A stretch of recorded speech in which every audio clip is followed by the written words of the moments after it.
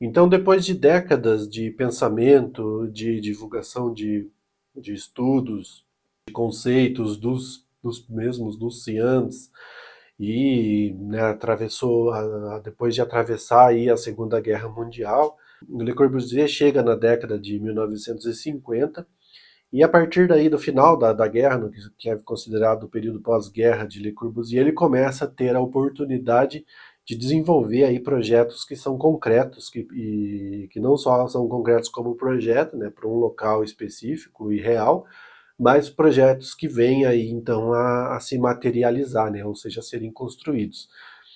Teve a unidade de habitação de Marseille, que eu também falei, inclusive expliquei sobre o brutalismo e que começa a ser expresso por Le Corbusier, e ele se expressa, né, com essa linguagem mais brutalista muito nesse projeto das unidades de habitação.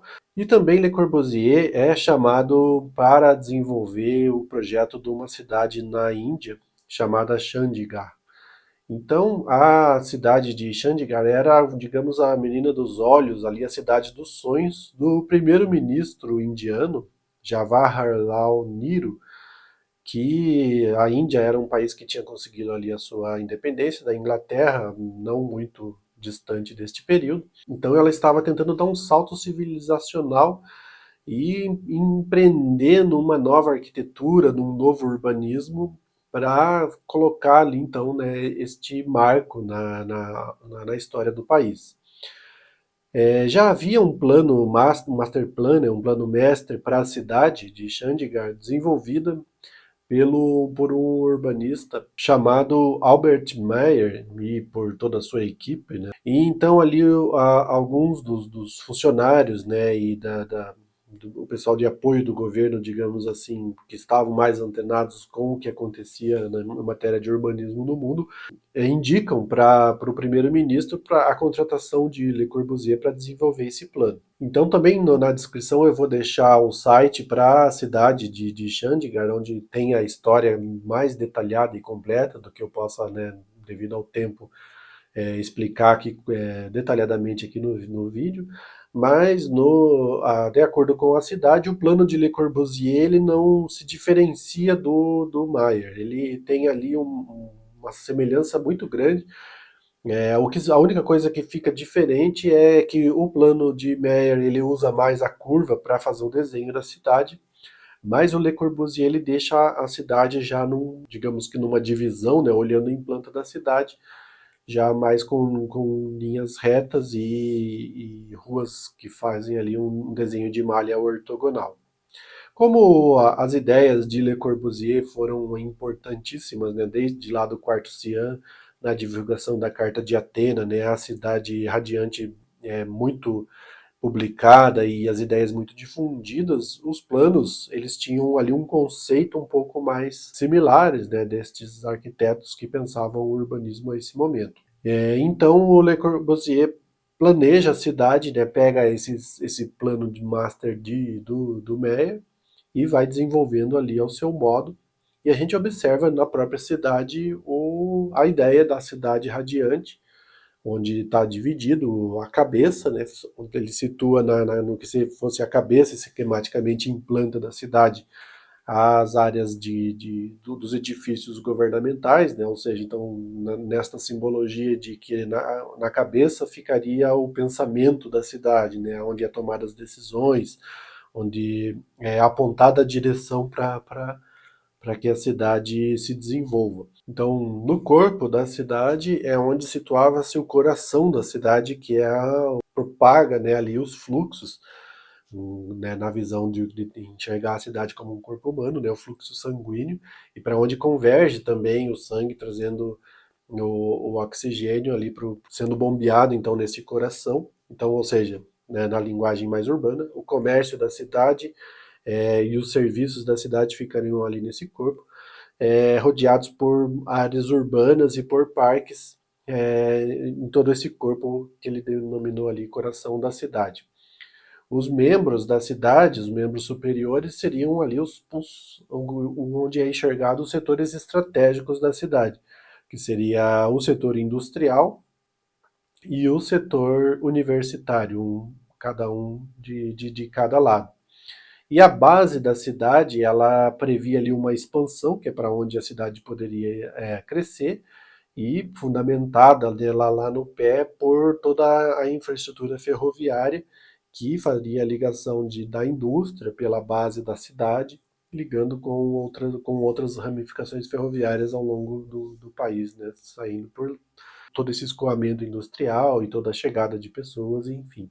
Então o plano estava estruturado esquematicamente. Então, devido às condições socioeconômicas da população, da cidade e do país, o Le Corbusier dividiu e substituiu, na realidade, os prédios que eram mais altos, né, que tinham uma predominância vertical com uma altura maior, por prédios mais baixos de altura, né, um pouco menor e com uma predominância mais horizontal, para facilitar a construção e até mesmo a manutenção futura.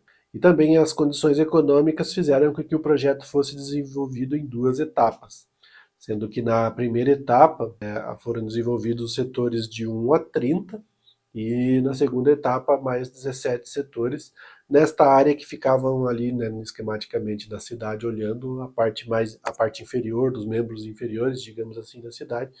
Então ficou previsto uma expansão da cidade com mais 17 setores ali para baixo. E então neste projeto é implementada uma ideia que já vinha sendo trabalhada e discutida por vários pensadores urbanos, inclusive por Le Corbusier, e ele implementa nesse projeto que seria a unidade básica de planejamento, que nada mais é do que um bairro de aproximadamente 800 metros por 1.200 metros, que seria fechado, né, uma unidade básica, e esse bairro seria autossuficiente. O que quer dizer que ele teria ali residências e teriam usos para que essas residências pudessem funcionar, né? Um mercadinho, panificadora, farmácia, lojas, serviços, né, mais cotidianos, né, não tão requintados, né? Não teria um hospital, por exemplo, ou né, serviços especializados de saúde, nem órgãos ou de instituições públicas, um exemplo, fórum, não haveria nada disso no bairro.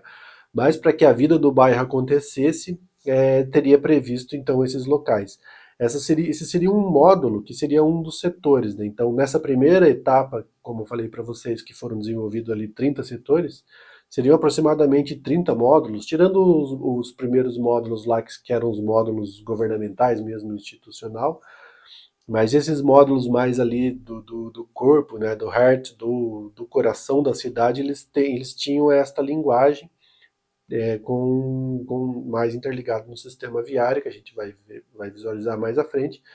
Então essa já era uma ideia trabalhada de unidade básica de habitação, já trabalhada já há uns 20, 25 anos por outros pensadores, e o Le Corbusier consegue implementar já então nesse plano para a cidade de Chandigarh. Em geral, a organização da cidade seguia os princípios da cidade radiante e da Carta de Atenas, onde esquematicamente visualizamos a figura humana na planta da cidade. Na cabeça ficava o centro de comando, onde situava os prédios da administração pública. O centro da cidade é onde fica o seu coração, para onde correm as principais artérias, ou seja, as vias principais da cidade, e para onde converge o comércio e os serviços. Ele fica no meio de onde é considerado o corpo ou a coluna da cidade, que era composto das unidades básicas de planejamento. Em cada um dos membros superiores da cidade ficavam os usos estratégicos para o desenvolvimento urbano. A sudeste, o setor industrial, e a noroeste, o setor universitário. As pernas e os pés da cidade seriam os locais para onde a expansão e parques, e também a ferrovia, para onde a cidade poderia e estava planejada para crescer. Vimos que o sistema viário considerava as principais vias como se fossem as artérias urbanas, e foi nessa ideia que Le Corbusier definiu os 7 Vs da circulação, classificando-as assim o sistema. As V1 seriam as vias arteriais, as principais. As V2 seriam consideradas avenidas.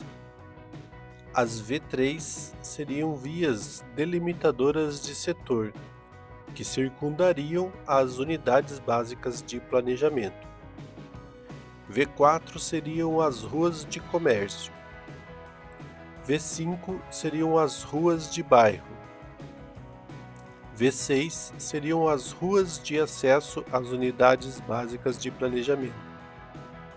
E V7 seriam ciclovias e faixas para pedestres. Em sua essência, o plano visava preservar intacta as funções originais de cada uma deste tipo de vias. E para isso, haveria rígidas regras para o uso do sistema.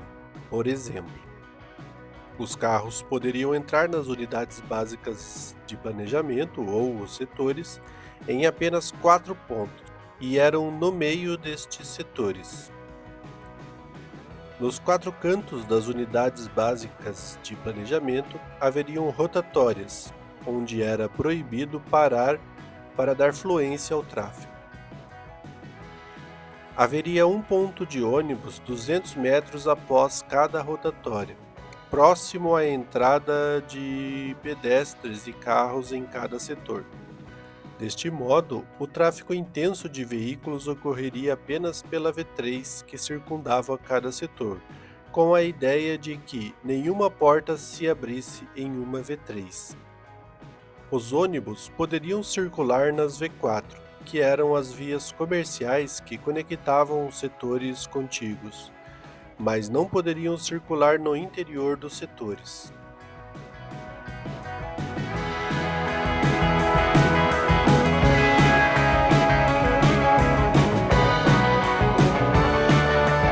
Então, além do master plan, do plano urbano e todas essas diretrizes, o Le Corbusier também projetou ali vários dos palácios governamentais, né? Mas, como o foco aqui é mais o pensamento urbano, o que mais nos interessa nesse projeto é como todo o pensamento que ele desenvolveu ao longo aí de 3 décadas ficou condensado e, enfim, materializado numa cidade, e assim foi executado, né?